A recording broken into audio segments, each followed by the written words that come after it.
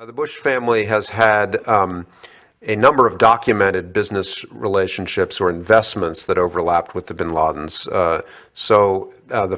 George H.W. Bush, the President of the United States between 1988 and 1992,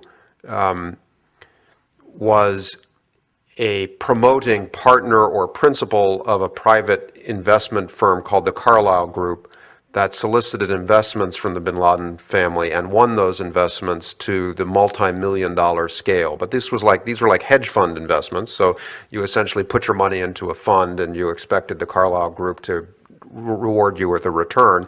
But in the course of soliciting and sort of managing those investments, the Bush family had direct contact with the bin Laden family during the 1990s. And James Baker, who was George H.W. Bush's Secretary of State, also seems to have represented the bin Laden family in the 1990s at the time when Bucker's branch of the family was trying to decide how to manage its interests in the United States as Osama went off the reservation. And in particular, they were being requested by the FBI and the U.S. Embassy and the Central Intelligence Agency for cooperation in the emerging effort to get at Osama. And the family seems to have provided some cooperation, but as you'll see in the book, which I hope you'll read, there remained disputes among those involved about how cooperative the family really was. And in particular, some of the FBI agents involved in the investigation and the CIA officers involved in the investigation blame the lawyers that the bin Ladens acquired for sort of thwarting their efforts to get a fuller understanding of what they were dealing with.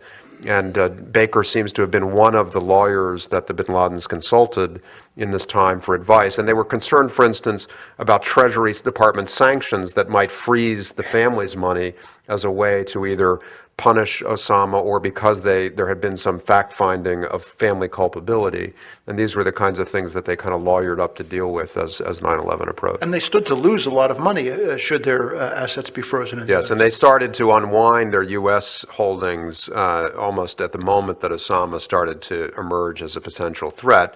And by the time 9/11 came, they really didn't own the kind of look, their U.S. investments, while extensive and in some cases entertaining, were never a very great share of their fortune. But that which they did have here, they pulled out, excepting the Carlyle Group, which they continued to have an investment in. In fact, Osama's half-brother Shafiq was in the Ritz-Carlton in Washington, D.C. on the morning of 9/11 when the planes went into the Pentagon, and he was at an investors conference for Carlyle. And one of the fascinating things about the birth records is that, remember that cluster of sons that I referred to all being born around the same time? Well, Shafiq seems to have been born within weeks of Osama in 1958. They were both singleton sons. So on that many years later, one of them's in the Ritz-Carlton and the other one's sending a plane into Washington. Mohammed bin Awad bin Laden had a vision. While he was young and living in near poverty while working as a porter in Jeddah, Saudi Arabia, he wanted to start his own company, which would help to rebuild the kingdom into the pinnacle of the Arab world. By 1931, under the blessings of the kingdom's founder, Abdulaziz bin Al Saud, the Saudi BinLaden Group had begun. Ibn Saud gave Muhammad lucrative contracts in the kingdom, including refurbishing the mosques at Mecca and Medina and recladding the Dome of the Rock in Jerusalem. The family-owned business would grow extensively over the years around the Gulf, but in 1967, Mohammed bin Laden was killed when his company airplane crashed during landing in Asir province, southwest Saudi Arabia. The business would continue to be run by his oldest sons, who co-opted the company. One of those sons would later turn out to be a nefarious figure in the future, Osama bin Laden. 1979, however, a startup oil company named Arbusto Energy began raising funds for oil exploration through private offerings. The company was run by a young Texan who had connections in the oil industry, George W. Bush. James R. Bath was a Texas millionaire investor and businessman and close friends with the Bush family, one that went back many years. He was one of the company's very first investors through his father, George H.W. Bush. However, the company was in desperate need for future prospects overseas in order to compete in the open market. Baath was a representative also for the Saudi businessman Salim bin Laden, the oldest son of Mohammed bin Laden. It was here, through James Baath, that the Saudi BinLaden Group began funding Bush's company with the blessing of Salim bin Laden. Through his acquaintance, Baath eventually became bin Laden's business representative in the United States, representing him in a number of business deals, including real estate, aircraft services, and banking. In 1999, Enron announced an agreement to build a $140 million power plant in the Gaza Strip between Israel and Egypt. One of the major financiers for the project was the Saudi BinLaden Group. Construction was virtually halted in late 2000 when violence flared and the project was canceled due to Enron's scandal, which forced its closing. Over the years, the Bush family and the bin Laden family became inextricably aligned. Meanwhile, two of the more prominent Saudis, Khalid bin Mahfouz and Salim bin Laden, began investing in the infamous Bank of Credit and Commerce International, also known as BCCI, which was founded under Agha Hassan Abedi, a Pakistani who had connections throughout the business and criminal world. The BCCI Bank would later come under intense investigation due to dealings with some of the world's most notorious individuals and groups, which included Abu Nidal, Manuel Noriega, and the Medellin cartel. The bank would, however, be forced to close its business after the British government set up an independent inquiry which found large-scale massive corruption and financial ties to nefarious agencies, including the CIA and Pakistan ISI, along with illegal transactions, which left the bank in debt. Also found out was the Bush family, through his father, H.W. Bush, then the director of the CIA, had a number of accounts under false names.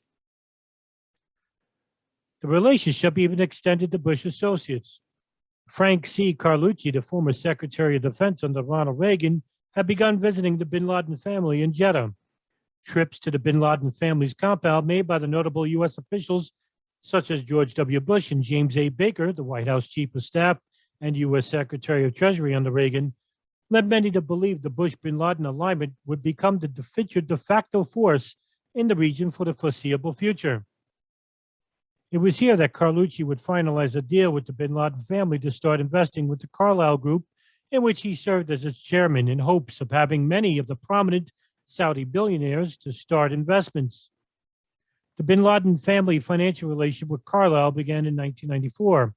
At that time, they committed $2 million to a buyout fund through Carlyle Partners II, a tiny fraction of the $1.3 billion raised for the fund.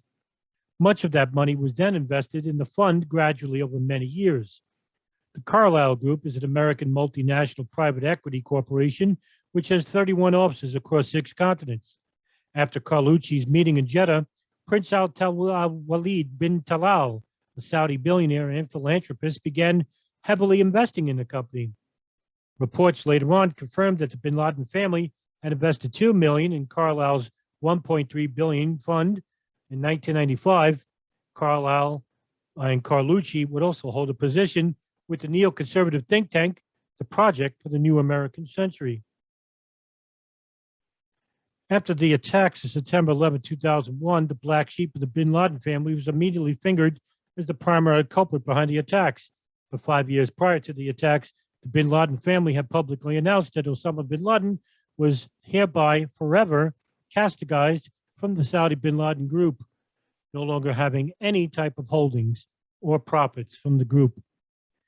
This put enormous pressure on the bin Laden family, who some had residency and financial dealings inside the United States going back many years. On September 14, 2001, U.S. Saudi Ambassador Prince Pandar bin Sultan, close friends with the Bush family, had visited the U.S. president, longtime bin Laden family friend George W. Bush. In the ensuing days, Saudi Arabia supervised the urgent evacuation of 24 members of bin Laden's extended family from the United States. In October of 2001, the bin Laden family would liquidate all financial holdings with the Carlyle Group. After meeting with chief executive officers of the firm, it was under mutual agreement that the bin Ladens would finalize their ties under the wake of the attacks to alleviate any scrutiny between the two families. The Saudi BinLaden Group continues to prosper today, although in recent months it has transferred 36% of their company's stocks in the Istima Holding Company, which is owned by the Saudi Ministry of Defense.